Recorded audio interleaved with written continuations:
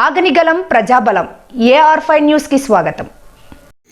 తెల్లవాళ్లతో తిరుగుబాటు యుద్ధం చేసిన తొలి చక్రవర్తి ఉయ్యాలవాడ నరసింహారెడ్డి ప్రాణమిత్రుడు సైన్యాధ్యక్షుడు అయిన ఒడ్డే ఓబన్న 217వ జయంతి వేడుకలు సత్యసాయి జిల్లా కొత్త చెరువులో వడ్డేర కులస్తులు ఘనంగా నిర్వహించారు.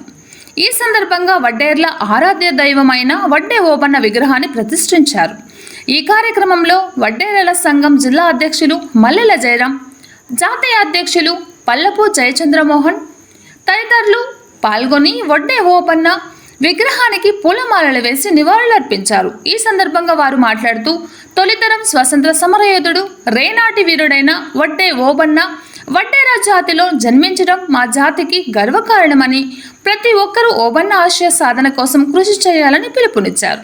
అదేవిధంగా రాష్ట్రంలో ప్రభుత్వం వడ్డే ఓబన్న జయంతిని అధికారికంగా నిర్వహించాలని, పాఠ్యపుస్తకాలలో వడ్డే ఓబన్న జీవిత చరిత్రను పొందుపరచాలని డిమాండ్ చేశారు.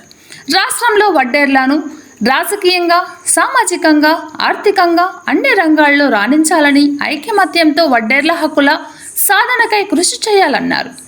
ఈ కార్యక్రమంలో పుట్టపర్తి నియోజకవర్గం అధ్యక్షులు సుధాకర్, అమడగూరు అధ్యక్షులు కృష్ణప్ప, మాజీ ఎంపీపీ రామచంద్ర, ఒడిశా అధ్యక్షులు డాక్టర్ కృష్ణప్ప, రమణ, జయరాం తదితరులు పాల్గొన్నారు. జిల్లాలో కూడా వడ్డేర ఓబన్న జయంతి వేడుకలు 2217 సంవత్సరం జయంతి వేడుకలు ఘనంగా నిర్వహించుకుంటున్నారు. అలాగే ఆ విధానంలోనే అమరగూరు మండలము, ఓడిసి మండలము, నల్లమాడు మండలంలో మరియు కొచ్చెరువులో కూడా జయంతి ఉత్సవాలు జరిగాయి. కొచ్చెరువులో విగ్రహావిష్కరణ జరిగింది. భారీగా తిరగవచ్చి కూడా ప్రజలంతా పండుగ వాతావరణంలో ఈరోజు జరుపుకున్నారు.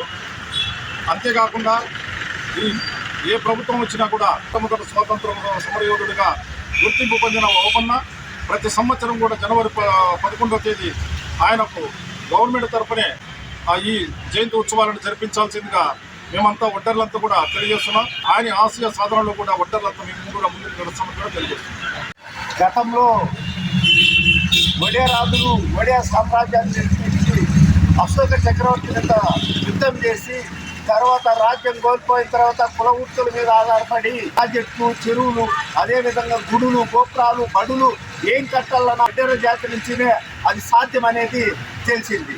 వడ్డే ఓబన్న గారు ఆంగ్లేయుల మీద 2,000 మందిని మట్టు పెట్టిన ఘనత కూడా గలానా విద్యావీరుడైనటువంటి ఓబన్నకే చెందుతుంది. ఆయన చరిత్ర కొంచెం మరుగుపడింది. అది మాకు కూడా ఆయన వడ్డేర ఆరాధ దైవము, వడ్డేర్లకు ఒక పండగ అంటూ ఉందంటే అది సంక్రాంతికి ముందు ఈ వడ్డే ఓబయ్య పండగ అనేది వస్తుందనేది మా వడ్డేర్లలో చిరస్థాయిగా ఈ విషయం నిలిచిపోతుంది. అదేవిధంగా భారత రాజ్యాంగాన్ని కల్పించినటువంటి అంబేద్కర్ జయంతికి, వాల్మీకి రామాయణాన్ని రచించినటువంటి వాల్మీకి జ్యోతిరావు పూలే ఈ సమాజం కోసం మార్పు ఉన్నటువంటి జ్యోతిరావు పూలేకి ఉత్సవాలు జరుపుతున్నారు.